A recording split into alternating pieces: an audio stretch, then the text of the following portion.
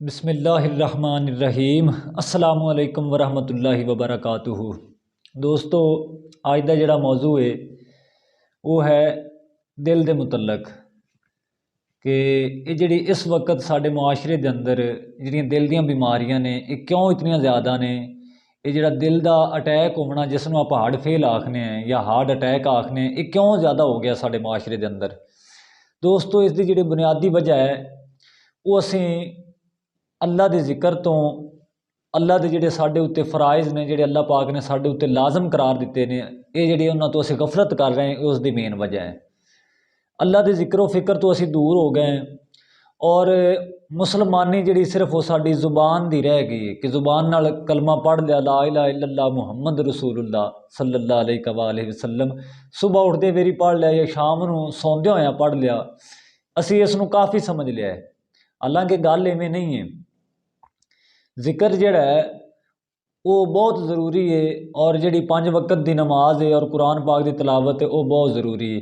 और इस तो जिहड़ी सब तो ज़्यादा मेन जिहड़ी ज़रूरत है वो है कलमा तैयब दा कसरत नाल जिक्र।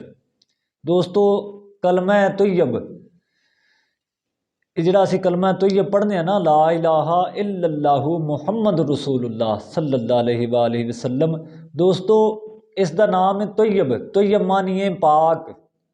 दोस्तों, ये कलमा सिर्फ खुद पाक नहीं है बल्कि जिहड़ा इसका कसरत नाल जिक्र करता है उसनों भी ये पाक कर देता है। और दूसरा जिहड़ा गल हो रही सी दिल दे बीमारियों के मुतलक कि इस वक्त जिहड़ा हार्ट अटैक की क्यों इतनी ज़्यादा कसरत है साढ़े माशरे के अंदर, बल्कि पूरी दुनिया के उत्ते लोग ज़्यादा मरीज़ ने हार्ट दे। दोस्तों, इसकी बुनियादी वजह आप अल्लाह पाक की ज़ात को पुछने हैं जिसने तखलीक फरमाया हर एक जर्रे नूं, हर एक चीज़ नूं, और फिर इंसानां नूं और अशरफुल मखलूकात पैदा फरमाया। अल्लाह पाक कुरान पाक के अंदर फरमा रहा है, अला बिज़िक्रिल्लाहि तत्मइन्नुल कुलूब, खबरदार दिलों का इत्मीनान मेरे ही जिक्र में है। अल्लाह पाक फरमांदा है कि खबरदार हो जाओ, दोडे जिहड़ा दिलों का इत्मीनान चैन वो फकत सिर्फ मैं आदे जिक्र विच रखे है। और दोस्तों, असी इस वक्त अल्लाह के जिक्र तो बिल्कुल दूर है। असी सारी दिहाड़ी फजूल गुफ्तगू या दुनिया के असूल की खातर, दुनिया को हासिल करने की खातर साड़ी जुबान सारा दिन दुनिया का जिक्र करती, लेकिन उनके नाल साडे दिल नूं इत्मीनान और चैन हासिल नहीं होंदा। बल्कि जो असी सारा दिन मेहनत मुशक्कत करन तो बाद जो शाम नूं सौवन की कोशिश करने हैं ना, तो अगर महसूस करने हैं भी साडे दिल नूं कितना चैन और सुकून है, तो दिल सानूं साडा दसदा है अगर इन तो पूछिए कि मैं कल नालों अज ज़्यादा बेचैन हाँ और अज नालों इस तो आने वाले वक्त में मैं ज़्यादा बेचैन हाँ। तुहाडा दिल बोल बोल के दसदा है कि मैनू चैन नहीं, क्योंकि इस जिसने इसनूं तखलीक फरमाया है वो ज़ात जो खुद फरमा रही है कि इंसान तू दुनिया के जिस मर्जी काम दे विच लग जा, दुनिया के तैनूं जितनी मर्जी कामयाबी मिल जाए, तैनूं तेरे दिल का चैन इत्मीनान हासिल नहीं हो सकता जब तक तू मेरा जिक्र नहीं करता। अच्छा दोस्तों, जदों असी जिक्र बन्ने साड़ी तवज्जो नहीं गई, असी जिक्र नहीं किया और असी गाफल होए रहे, गफलत विच रहे और दुनिया के शुगलों के अंदर, दुनिया की चाहत के अंदर असी मसरूफ रहे, ये साड़ा दिल बेचैन रहा, असी इसका ख्याल ना किया। ये दिल जो बेचैन होया तो असी महसूस किया शायद अच्छी गड्डी खरीदण नाल इसनूं इत्मीनान हासिल हो जाए।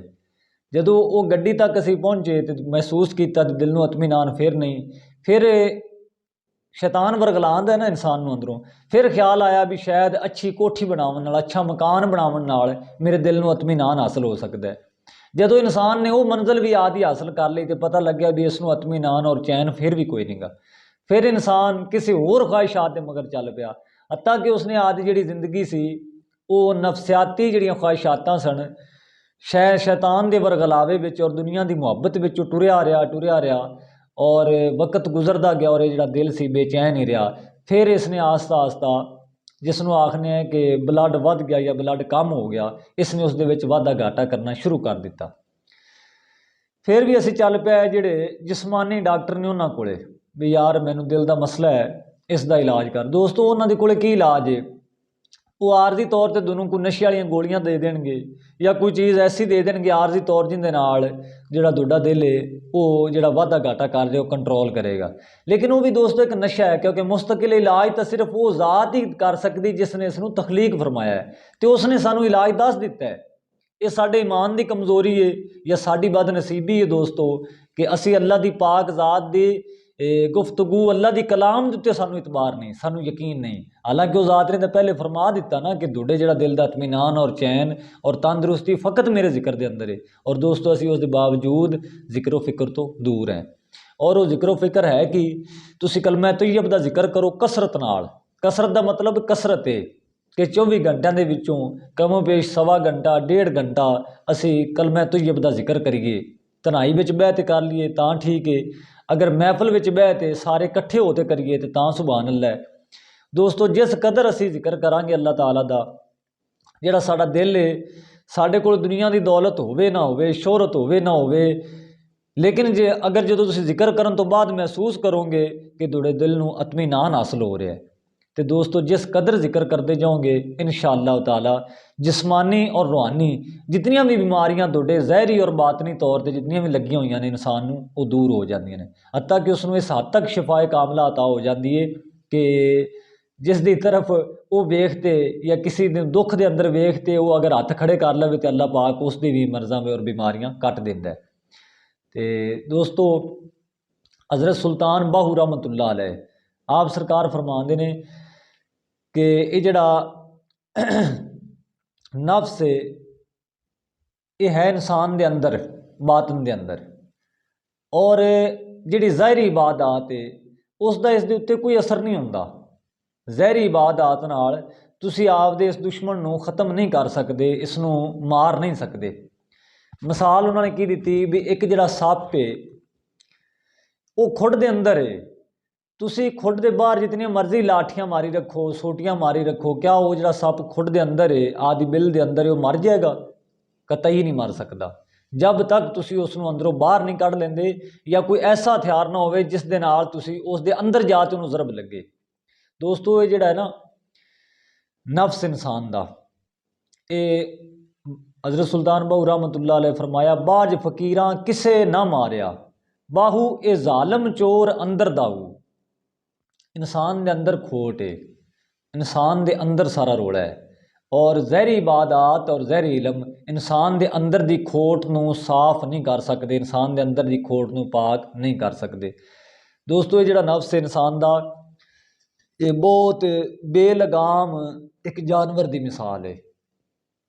इसनूं हर एक वो काम पसंद है जिहड़ा अल्लाह पाक नूं पसंद नहीं, और अल्लाह पाक नूं वो काम पसंद है जिहड़ा इसनूं पसंद नहीं, और इसनूं अल्लाह ताला की अतात दे विच लै आवना ही दरवेशी है, और अल्लाह पाक की अतात विच लियावना ही हजूर अलैहिस्सलातु वस्सलाम की अतात है, और उस दे विच ही अल्लाह ताला की रज़ा है, उस दे अंदर ही हजूर अलैहिस्सलातु वस्सलाम की रज़ा है, और उस दे विच ही दीन और दुनिया की और हर एक कामयाबी इस दे अंदर छुपी हुई है कि जिस इंसान ने आपदे नफ्स नूं सीधा कर लिया हजूर की अतात विच इसनूं राज़ी कर लिया, बागी है इंसान की जिहड़ी जिस्म की जिहड़ी कायनात है इस दे अंदर बागी है, इसने अल्लाह की पाक ज़ात नाल बगावत की हुई है, ये अल्लाह के हुक्मां नूं मनदा नहीं।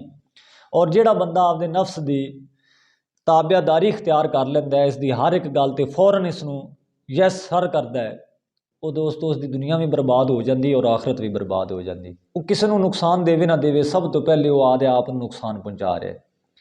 हज़रत सुल्तान बाहू रहमतुल्लाह अलैह फरमाया कि इंसान के अंदर 4 परिंदे ने जिहड़े तुहाडे नफ्स और शैतान दे मददगार साबित होंदे ने और इंसान की रूह नूं मुसलसल नुकसान दे रहे हैं।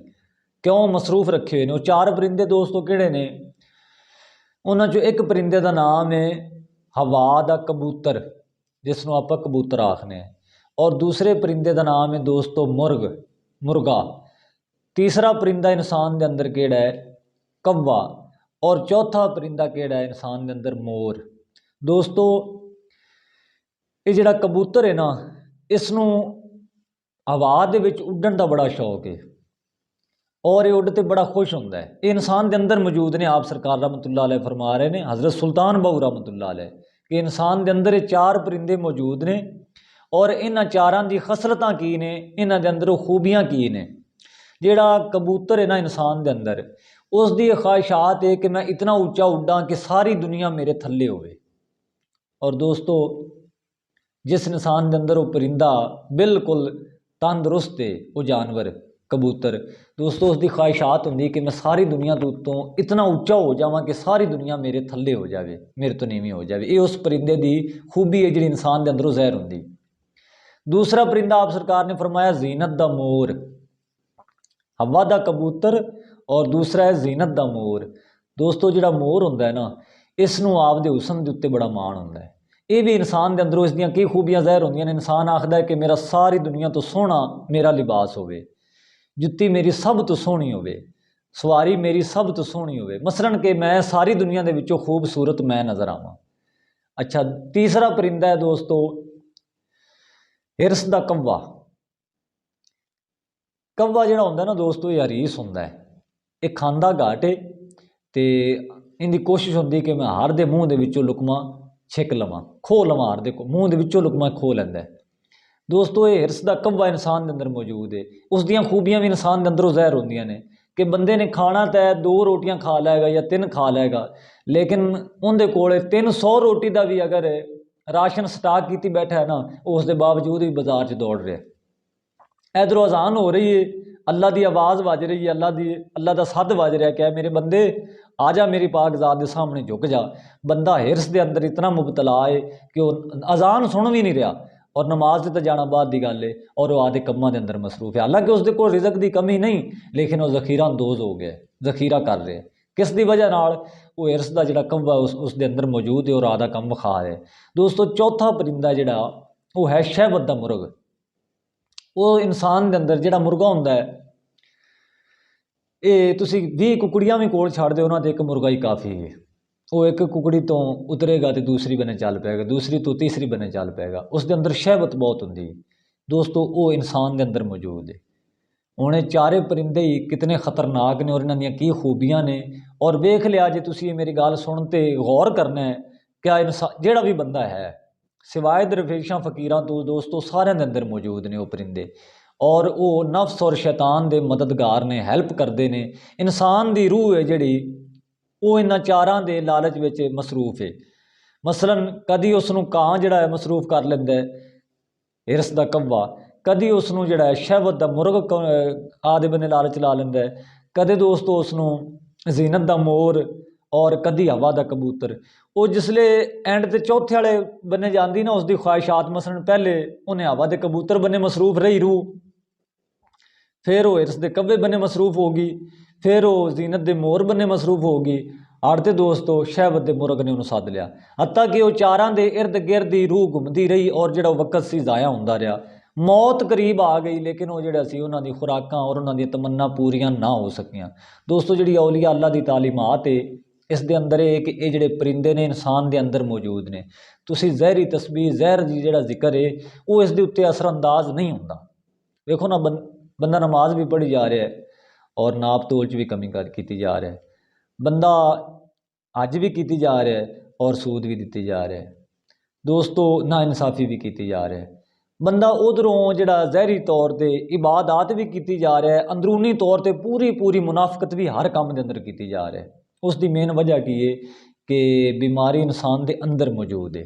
ज़हरी इबादत और ज़हरी तौर पर जिहड़ा जिक्र है वो इंसान के अंदर की खोट नूं, अंदर की नापाकी नूं, अंदर की गलाजत नूं पाक नहीं कर सकता।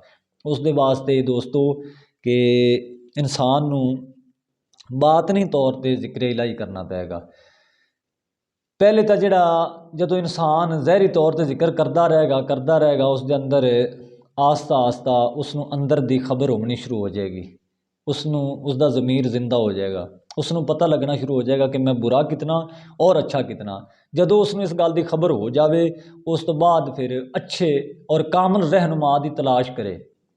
दोस्तों जदों तुसीं जिक्र इलाही करोगे और कसरत नाल दरूद पाक पढ़ोगे, देखो ना कानू वाले मिसाल बनी पंजाबी के अंदर कि कानू वाले तेलू वाले नूं आपे लभ लैंदे ने, नमाजी नमाजी दा बेली,